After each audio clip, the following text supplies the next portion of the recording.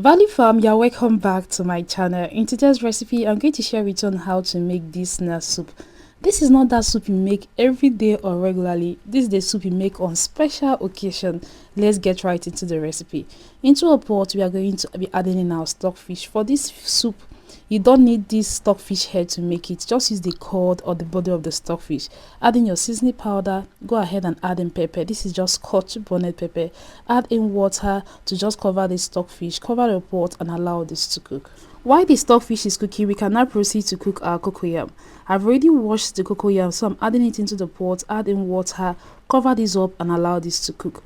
This cocoyam is going to be the thickener for this soup. So back to our soup now. It is already boiling. The stockfish have already softened up a little bit, and I'm going to be adding the snail. The snail is the major protein for this soup, hence it's called a snail soup. So for the snails, I use the land and the seal snail. Just feel free to use all the snails you can gather. So I've just added it in. I added in some prawn hair. You can as well use crayfish, but the prawn hairs had this very strong aroma that I enjoy in soup. Add in your gravy, add a little bit of water if need be. Just stir this all together. You're going to cover this up and allow this to cook. You just want the snails to cook. Right now, let's prepare the vegetable for this soup. And the vegetable you use for this soup is angara, akwukwo angara, that's garden egg leaves. And what you're going to do now, we're just going to pluck the vegetables from the stem. I'm going to show you how it's being done. You won't pluck all the whole stem, just something like this. We'll proceed to wash this after we are done, and we're not going to be cutting this. This is the legendary soup that you don't need to cut the leaves, but feel free to cut yours. But mind you, once this enters the pot, it's all going to disappear. You're going to see that later in the video. So after plucking the vegetables, I'm just going to proceed to wash these, and that is it. I told you earlier, this is not that soup you make regularly. This is that soup you take your time to prepare, like igakwa kasenria. But right now, we are just going to wash our catfish, season it lightly, transfer this to the oven and allow this to grill.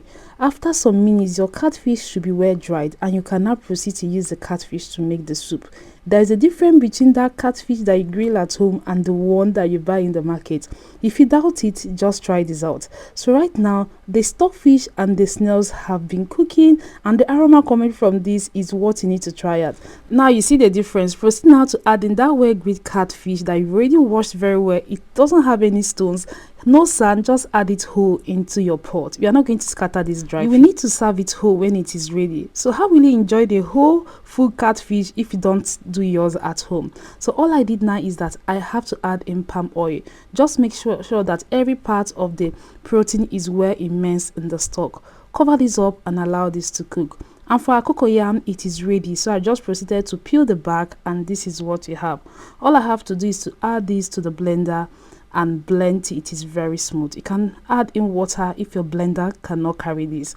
So after blending, this is what it looks like. So see our soup, everything is coming in together. See, if you're planning on making any other soup, just abort that mission. Try this first. You're going to thank me, and your family members, they will thank you for it. So right now, we're going to add in that blended cocoyam into the stock. This is going to help to thicken up the soup. So don't add it all at the same time. You can just add in little by little. When it is well dissolved, you can now see how it thickens up the soup. If it's too light, you can add in more, but if you add this too much, it's just going to turn your soup to porridge, and you won't like that. Instead of adding in more water to lighten up the soup, it's better you just add it bit by bit, and you can add it more if need be. So I added in some prawn, and I'm going to cover this and allow this to cook. You see what you are talking about. The aroma from this soup should be going miles away. You should be inviting your neighbors over. If your neighbors have not come to knock at this stage, just check back. You might have missed the step. I'm just going to mix this all together. This rich soup base, it is so tasty. Just imagine the aromas of everything coming together into one pot. Now right now, you're just going to add in the washed garden egg leaves. You might feel that it's very big, but don't worry, once you stir this and heat touches it, it's just going to disappear into the pot. You won't feel it. Adding it this way, you're going to get the vibe of a very long strip vegetables when you are eating this. So all I have to do is to stir this all together before we add in our last ingredients. Please, I just want to ask, have you subscribed to our channel? Are you a member of this community? Please just take a moment and hit the subscribe button. I share value packed recipe here on my channel. Trust me, you will love it here because you'll be getting value back to back. Please just take a moment and hit the subscribe button. Yes, you, sister, just hit that subscribe button. Yes, hit the subscribe button. Thank you for subscribing. So after stirring, this is what our soup now looks like. Can you see? We are just stirring this, so this has not really cooked on fire, and the vegetables has all disappeared. What most people do is that they reserve some vegetables, like some of the akokangara, so when you want to serve it, you just top it up and serve.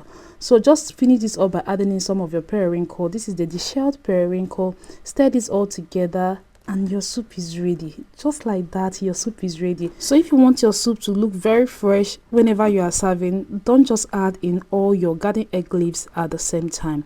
I would advise that you just set out some, so when you want to serve, just add in the garden egg leaves and pour in your soup. The garden egg leaves are not bitter. You can eat the raw garden egg leaves without even cooking it on fire.